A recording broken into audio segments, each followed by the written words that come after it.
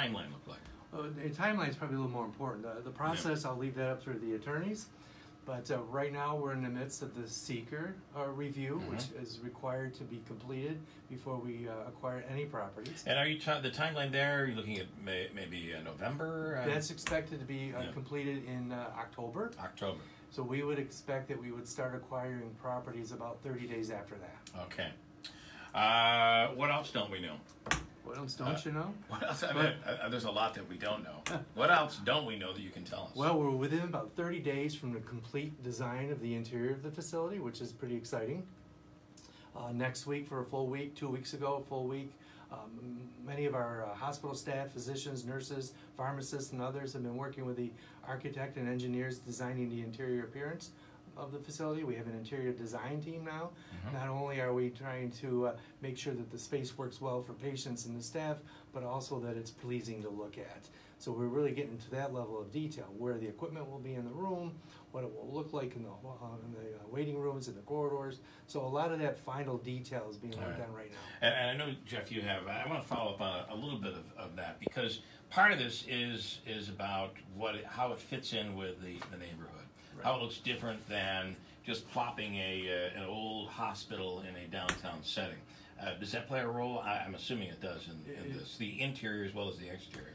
We will be releasing the exterior pictures and design for the hospital here in the next few weeks.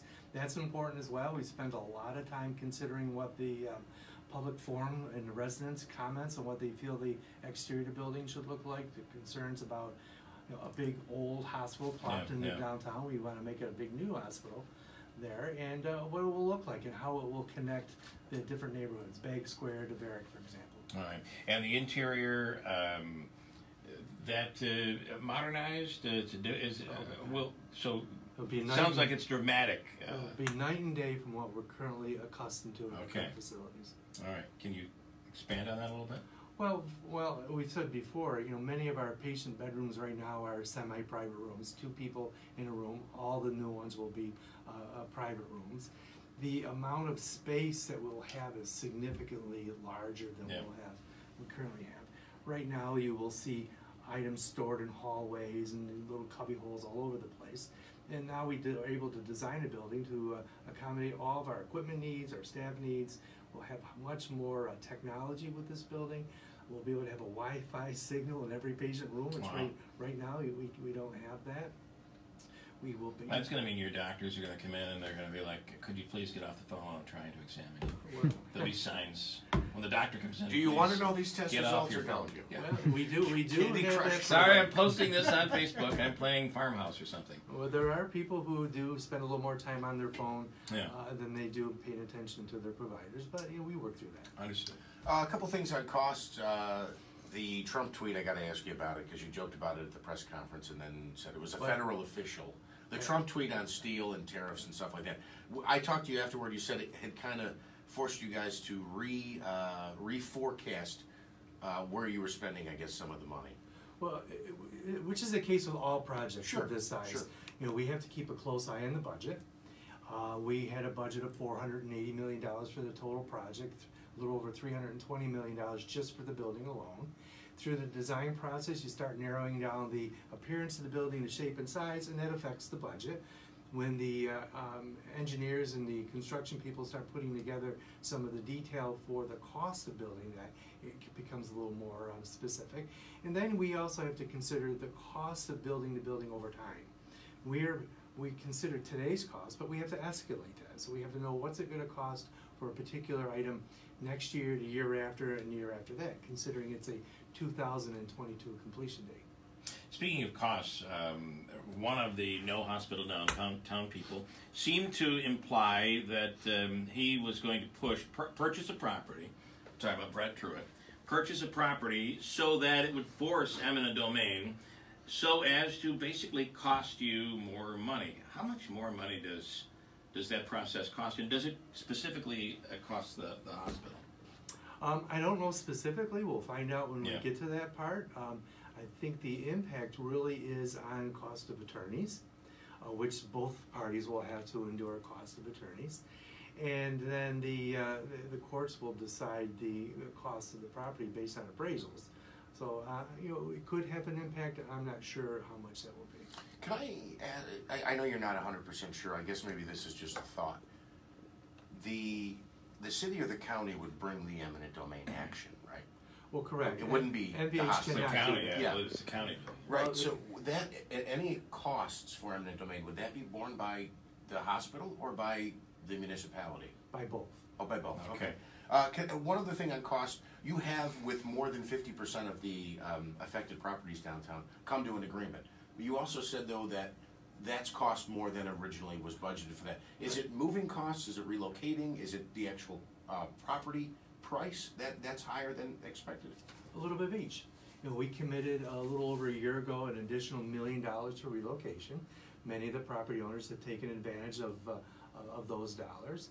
Some of the properties have been, we've offered a little more than what the original appraised value was. And so you add the two together, it's put us over budget with the cost of the properties. And then I'd like to ask, first of all, at some point I'd like to yell at you and berate you, because that would appease the other side that's going to say, oh, he just carried his water this morning. He was just gave him such an easy interview. You jerk. I just thought I'd get that in there to appease them. Thank you. Yeah, all right. Well, see, and he even liked it.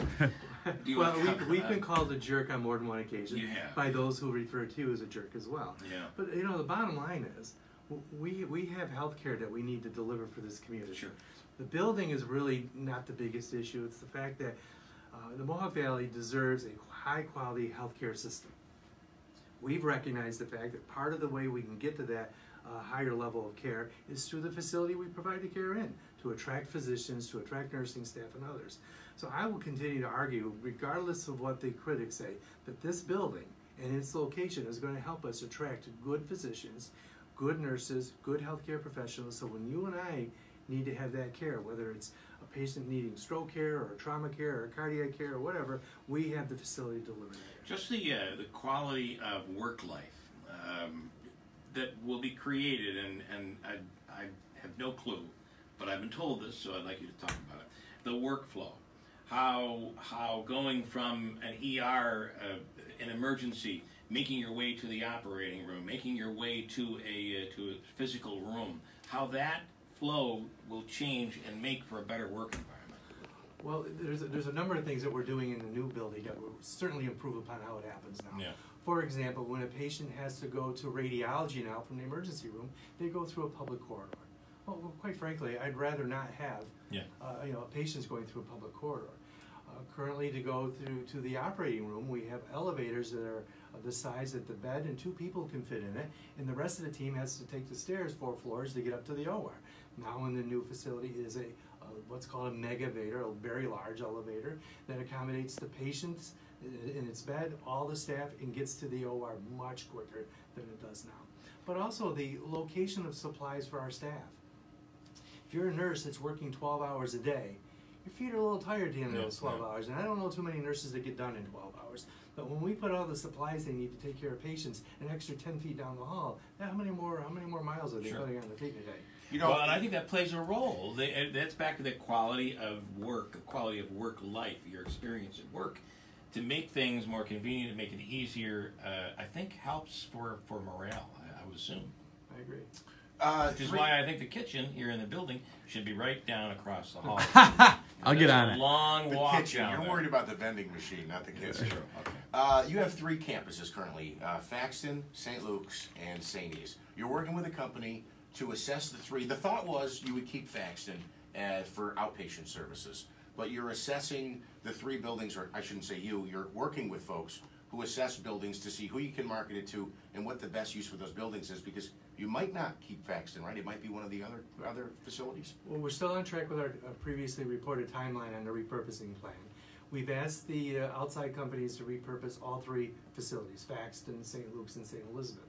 Our working assumption today is that the Faxton building probably is the one that will remain. We have so many of our services there now, and relocating them could be costly.